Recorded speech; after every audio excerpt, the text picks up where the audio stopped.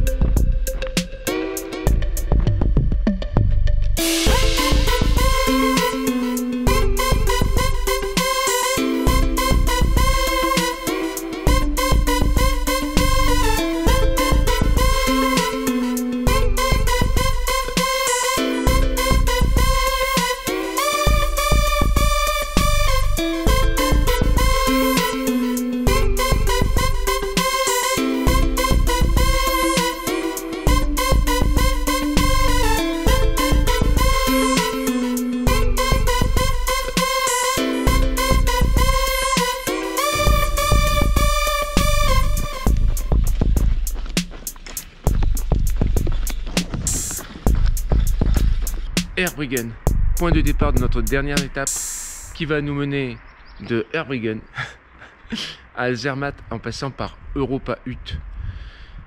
À peu près 31 km, on finit en douceur avec 2100 de D+, et dans les 1600 de D-. Le D+, grosso modo, c'est maintenant. On va prendre 1200 pour aller à Europa Hut. Et puis après, c'est un chemin, vous savez, ça suit à peu près une ligne de niveau, mais ça monte, ça descend, et à 850.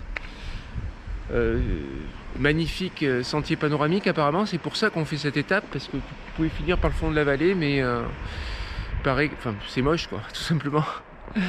Et puis le gros du D-, bah, c'est tout à la fin pour descendre sur Zermatt, 1500 je crois. D'un coup, voilà. Allez, ciao. Alors que l'on peut admirer de magnifiques greniers sur leur pilotis, avec ces pierres plates caractéristiques qui empêchent les rongeurs d'atteindre le grenier. Tu vois, le rongeur, là, il veut monter, là, il monte sur le bois et paf, il est bloqué. Et qu'est-ce qu'il fait? Ben, il renonce. Il décide d'aller manger de l'herbe. Là, l'être humain, il est malin, il a fait une porte pour entrer, il est malin avec une échelle. Là, par contre, celui-là, il penche un peu. Hein, c'est... Je sais pas si c'est fait exprès. Si c'est pas fait exprès, je m'inquiéterais si j'étais propriétaire.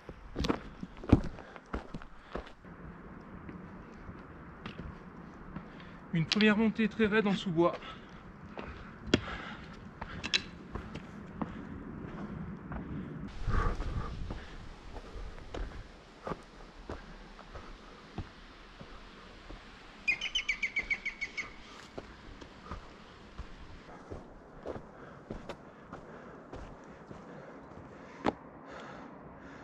Le Grand Blanc, je pense que c'est le Westhorn, je crois.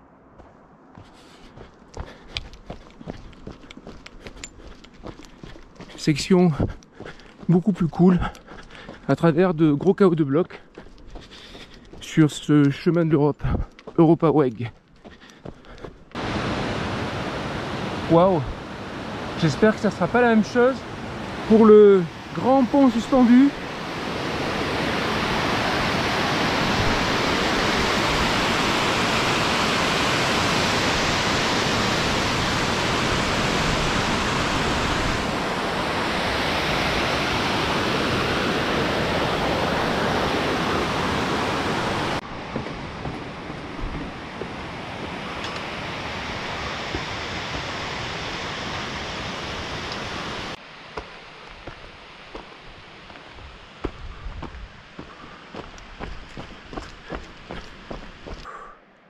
Il a une bonne bouille le Westhorn. On est sur une section beaucoup plus sympa parce que vraiment c'est de montée là, très raide. Bon, c'est pas étonnant puisque c'est une vallée en forme de U. Le glacier l'a taillé là comme ça en forme de U avec deux côtés, deux versants très abrupts avant d'atteindre les alpages. Et il y a un truc que je signale, même deux. Le premier, c'est que j'ai pas filmé tous les aménagements, mais ils ont fait un boulot pour aménager ce sentier qui est incroyable. Et le deuxième truc, c'est plutôt un truc désagréable, c'est que on entend beaucoup le bruit de la route qui est au fond de la vallée. Et là, je filme parce que c'est la première fois depuis le début que l'on n'entend que la montagne.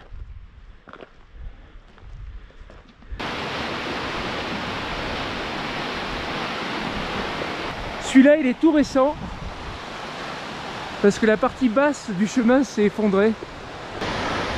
Ça, c'est la main courante. Je ne sais pas si vous la distinguez avec les barres en métal et la corde qui permettait le passage. Bon, moi, ça m'a obligé de redescendre parce que le panneau, évidemment, n'est plus au bon endroit. D'ailleurs, quand tu vois la flèche, elle t'indique par là, bah non, c'est par là. Et nous sommes à 40 minutes de l'Europa Hut. Toujours avec le magnifique spectacle du West Sound. Et à gauche, un autre sommet, moi je sais pas lequel. Zut. En plus, les sommets, ils ont jamais la même gueule d'une face à l'autre, alors difficile de les reconnaître. Alors cette montée, très raide, parce que c'est une vallée en forme de U, je crois qu'on appelle ça une vallée en Auge, creusée là par un glacier géant. Et donc les versants sont très abrupts. Donc avant d'atteindre des prémices d'alpage, bon ben ça monte sévère. Le sentier il est incroyable. Bon, sauf là il est moins incroyable. Ils ont fait des aménagements de fou. Je n'ai pas tous filmé, il y en a plein. Alors évidemment ça morfle beaucoup, c'est un sentier qui doit demander beaucoup d'entretien. Par exemple, il y a un escalier en bois. Il y en a plusieurs, mais il y en a un, je me pointe, il y a un gros bloc, première marche, gros bloc, qui s'est cassé la gueule lors d'un éboulement. Un peu plus, il broyait l'escalier, quoi. Coup de bol, ça s'est arrêté avant, mais bon. Sentier donc très bien aménagé. On voit toujours pas le Cervin, mais on voit Zermatt. Au fond, tout au fond, là, le fond de la vallée. On voit le fond de la vallée, donc on voit Zermatt. Spectacle fascinant du West Sound. Là, les gars qui le font aujourd'hui en Alpi, c'est une journée incroyable pour l'Alpi aujourd'hui.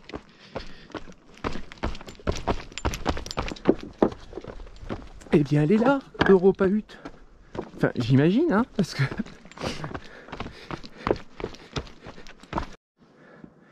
Je suis pas étonné de voir ce genre de panneau.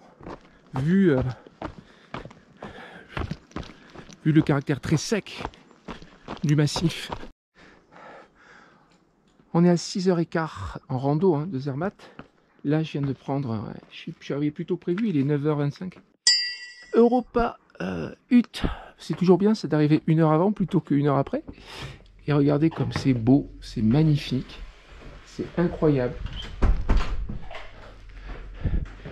Il y a des gâteaux, il y a de l'eau, il y a tout ce qu'il faut. Il y a une magnifique terrasse avec une vue. Non mais c'est incroyable, regardez cette vue.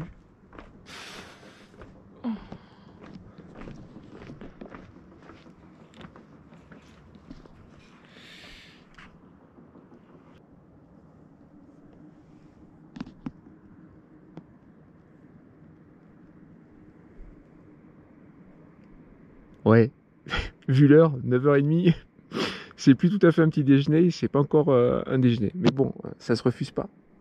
Le fond de la vallée est à 1400 mètres. Et comme vous le savez, le West Horn culmine à 4506 mètres. Ouais, là, on a un mur de 3100 mètres devant nous, quoi. C'est énorme. Juste à côté, le sommet qui est à gauche, c'est le Zinalrothorn. De l'autre côté, il y a Zinal. Il est là. Je viens de quitter Europa Hut et très rapidement, on aperçoit ce pont suspendu dont j'ai oublié le nom. Je sais qu'il y a Charles dedans, mais c'est tout. Et on y va. Allez. Pour l'ultime section de ce Chamonix Zermatt. 219 km, 13 702 D+, et 13 102 D-. Je pense que je vais mettre moins de 50 heures, c'est sûr, mais là je suis parti sur du 47 en décomptant tous les arrêts, dont ce dernier arrêt là à l'Europa 8. J'ai trop mangé, c'est horrible. C'est horrible, là je suis en train de reprendre du poids.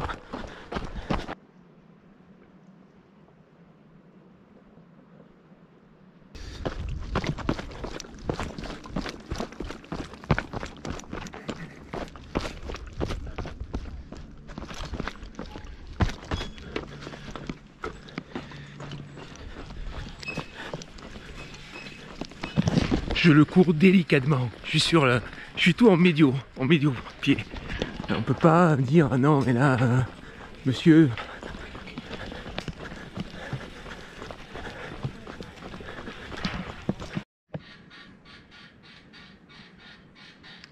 Il est long, 500 mètres, mais il est pas très haut.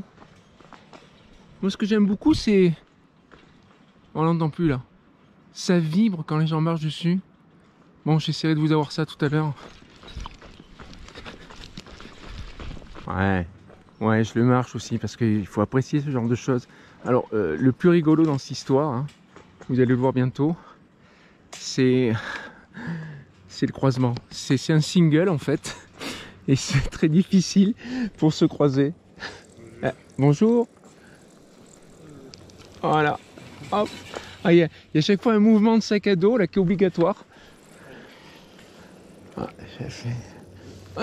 Thanks. Merci. Voilà, c'est là la difficulté. C'est toute une technique, hein, toute une technique. Ah, ça remonte. Ah, là, je sens que ça remonte.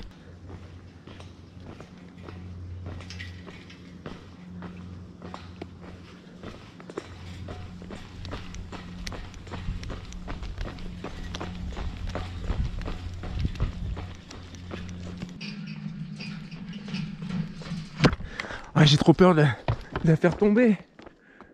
Regarde-moi ça, quoi. Alors, c'est pas la première fois où je vois un mur comme ça, depuis le début de la journée. Au-dessus de Erbriggen, il y en avait un qui était aussi spectaculaire.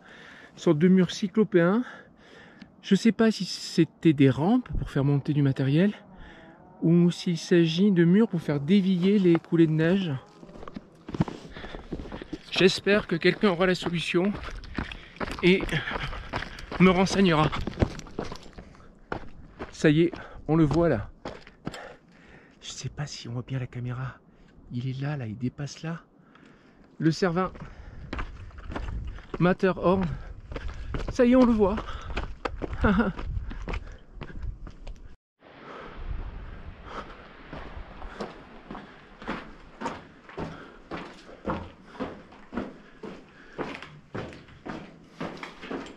Ah ben, je vois rien, j'aurais dû allumer la lampe frontale. Ça s'est bien passé, mais je me demande ce que c'est, ça c'est pas pour éclairer par hasard? Ah oui, c'est un bouton tapé dessus, mais ça n'éclaire pas. Ça m'aurait fait halluciner d'installer un éclairage dans le tunnel. Et on poursuit par un chemin en balcon incroyable. Franchement, je suis impressionné par la sécheresse de ces forêts là, de mélèzes. J'ai l'impression d'être... bon, il n'y a pas de mélèze en Corse, je crois que c'est le pin laricio, un truc comme ça. J'ai l'impression d'être en Corse, tellement c'est sec, tu vois. Oh, le Cervin! On le voit de mieux en mieux, hein. Tiens, ça c'est une idée. Retourner en Corse, faire le GR20. J'ai déjà fait ça, Cirque de la Solitude, Montecinto, Incudine, variante alpine, des aiguilles de Bavella, c'est superbe, magnifique, grand classique. Mais y retourner en mode trail, et rajouter les sommets que j'ai pas fait, Monte Renoso, et je crois qu'il y a un autre qui s'appelle le Monte d'Oro, je crois. Ouais, ça pourrait être un prochain projet, ça, à faire. C'est la première fois que je vois un tel aménagement, un pare-pierre pour les randonneurs, c'est incroyable. Ils t'ont même créé un tunnel avec leurs pare-pierres, c'est incroyable. Oula. Par contre, ouf. Ah oui, regardez ça. Ah, effectivement, oh oui, oh oui. Effectivement, quand ça tombe, ça rigole pas. Oh, putain, le pare-pierre, il est pas rassurant en fait. On se casse.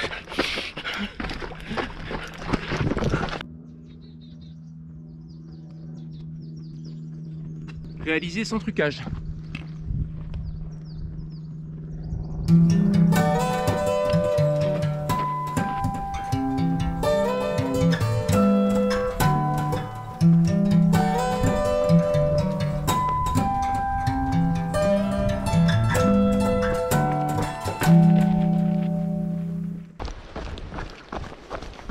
Je crois que ça s'appelle Tchaalp ici.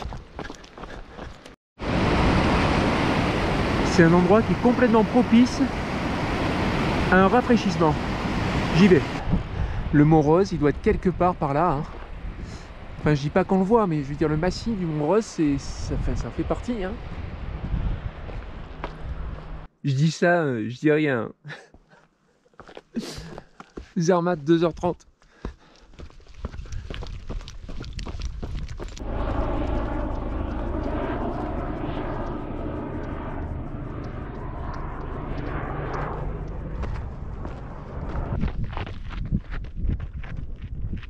Ce Mont Cervin, eh bien, est-ce que vous voyez le logo de la Paramount, une montagne pointue avec des étoiles autour, mais bien sûr c'est le Cervin. Et sur les 4 premières Indiana Jones, les 4 qui ont été réalisés par Steven Spielberg, le 5e c'est un autre réalisateur, eh bien chaque fois il superpose cette image du Cervin de la Paramount sur un objet qui a à peu près la même forme. Voilà, si vous l'avez jamais remarqué ou si vous ne saviez pas, vous ferez attention. En plus c'est facile à vérifier puisque c'est au tout début du film. Après tu regardes pas la suite si t'as pas envie.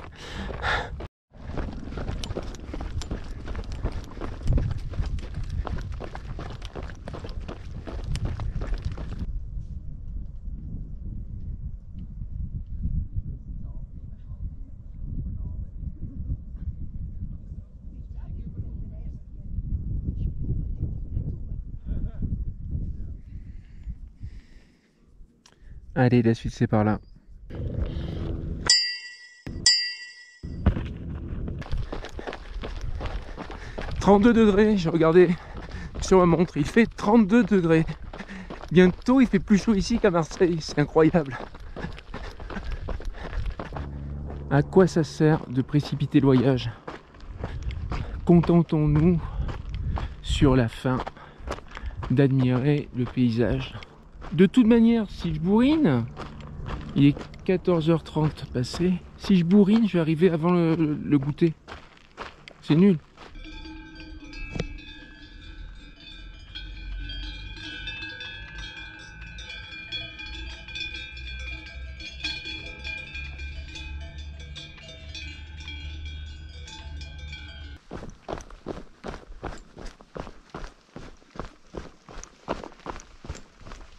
Un final qui offre des vues splendides sur la Star.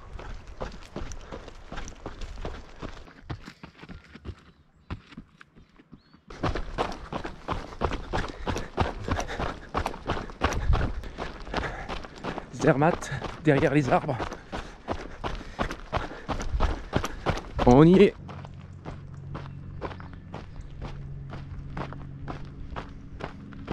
Alors la bonne nouvelle c'est que je suis arrivé à Zermatt. La mauvaise c'est que je suis arrivé avant l'heure du goûter, donc ben pas de goûter. Finalement j'ai changé d'avis pour le goûter. Je suis passé devant une boulangerie, une bakery, et il y avait des... Je me suis arrêté, j'ai dit je vais prendre un bretzel quand même, ça fait longtemps que j'en ai pas mangé. Puis comme c'est la saison des abricots, une tarte aux abricots, hein, c'est normal, c'est la saison. Et je leur dis, vous avez quoi comme spécialité? C'est ça, des abricots, encore des abricots, avec du jambon entre 2 morceaux de pain. C'est la spécialité. Voilà. Je l'ai pris, hein, faut goûter. Quand tu voyages, il faut manger local, c'est très important.